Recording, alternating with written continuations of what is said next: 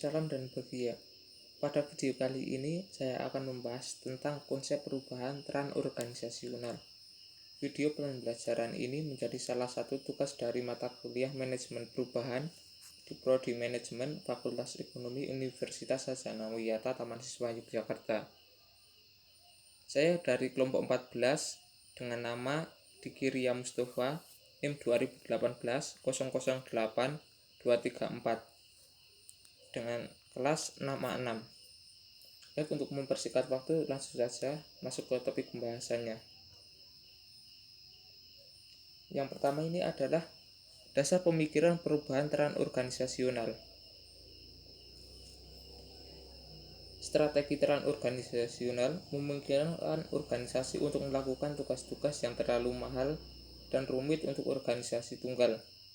Tugas-tugas tersebut meliputi berbagai kegiatan organisasi, termasuk pembelajaran bahan baku, mempekerjakan, kompensasi anggota organisasi, produksi dan pelayanan, memperoleh modal investasi, pemasaran dan distribusi, perencanaan strategik.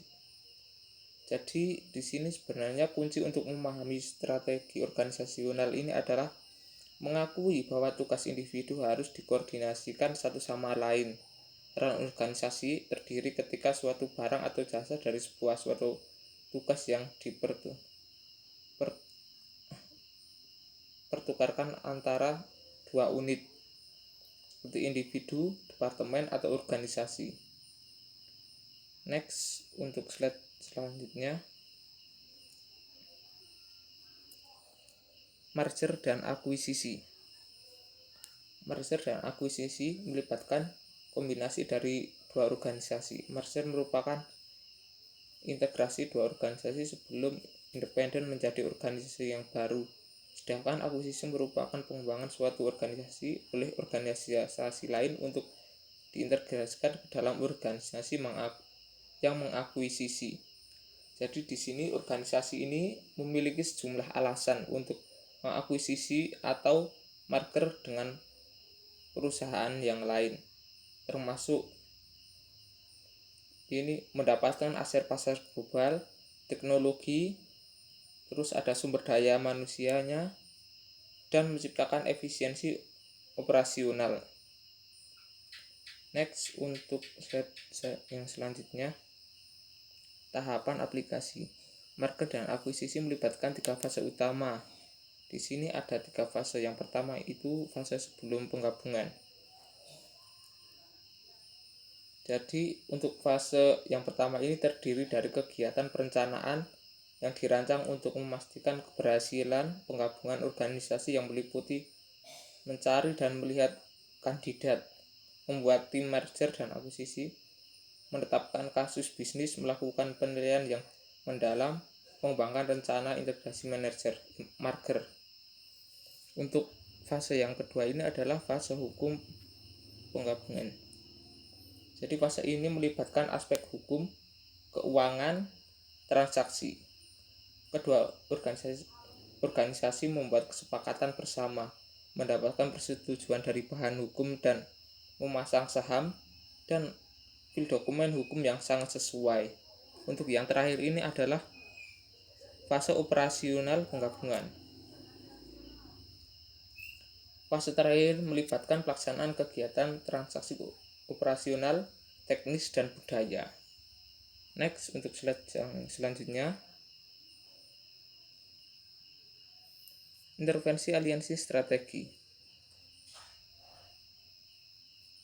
Strategi aliansi merupakan sebuah persetujuan formal antara dua atau lebih organisasi untuk melanjutkan serangkaian tujuan pribadi dan umum meliputi pembagian sumber daya, properti intelektual, modal, teknologi, kemampuan, atau aset fisik lainnya.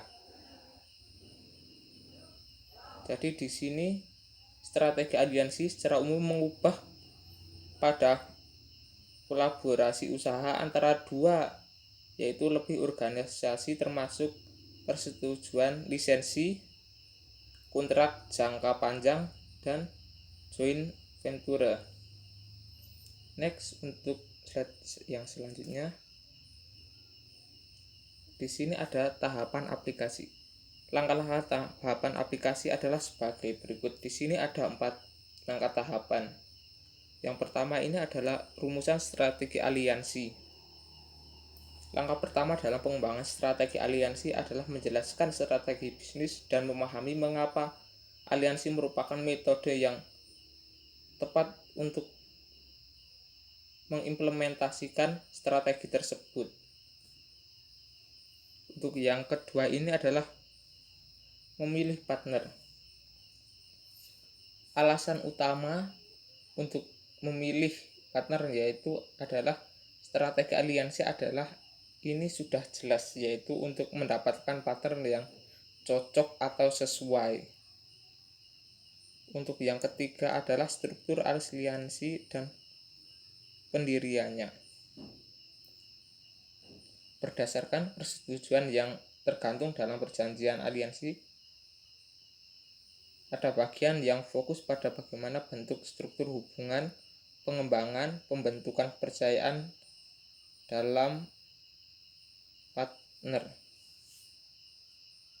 Untuk yang keempat ini adalah operasional aliansi dan penyesuaian. Strategi aliansi adalah strategi fungsional.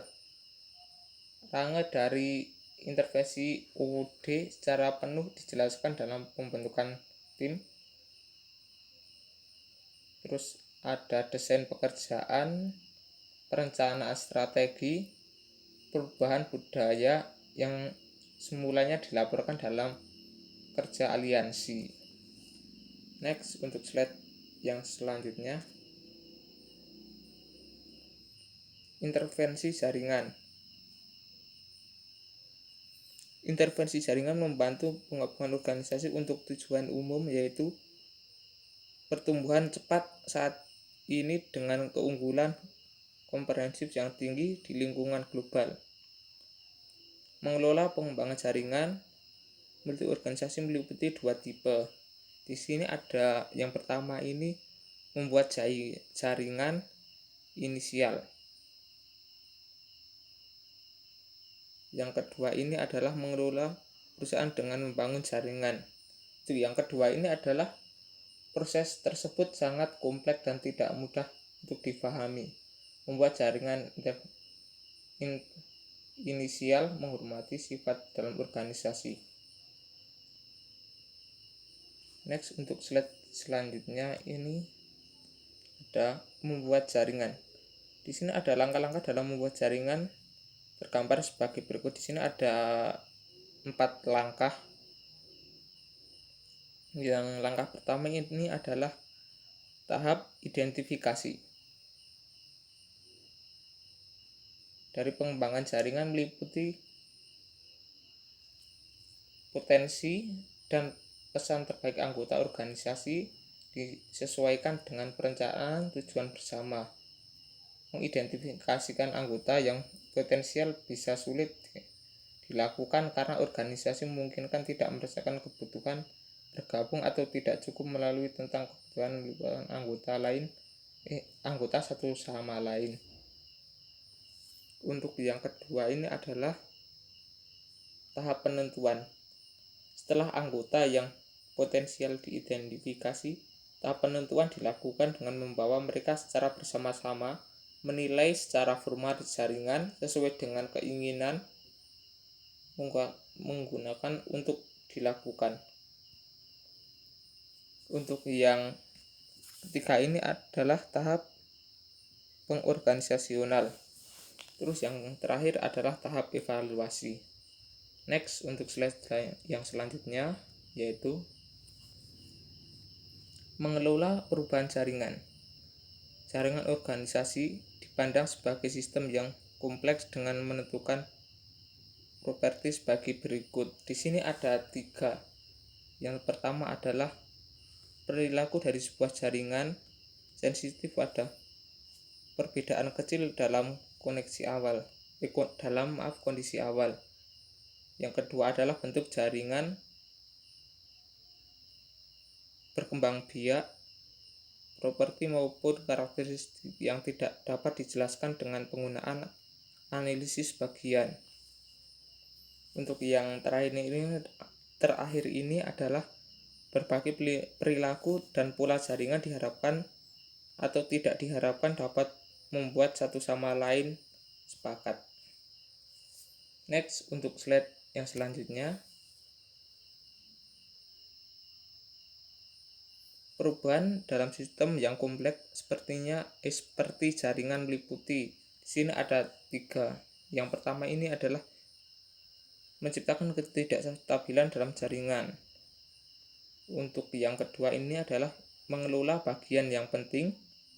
Yang ketiga, mengendalikan organisasi sendiri. Untuk slide yang selanjutnya, pengembangan organisasi di luar negeri. Di sini ada 3 untuk pengembangan organisasi di luar negeri. Yang pertama adalah kesesuaian pengembangan organisasi di luar negeri tergantung pada 2 kunci kontingensi. Untuk yang kedua adalah intervensi UB harus mengalah kepada nilai budaya dan organisasi di host company jika perubahan ditunjukkan untuk mendapatkan hasil yang positif. Untuk yang ketiga adalah pengembangan ekonomi negara bisa mempengaruhi kesuksesan intervensi UB. Baik, itulah presentasi dari saya sendiri. Jikalau ada kesalahan mohon maaf. Baik, wassalamualaikum warahmatullahi wabarakatuh.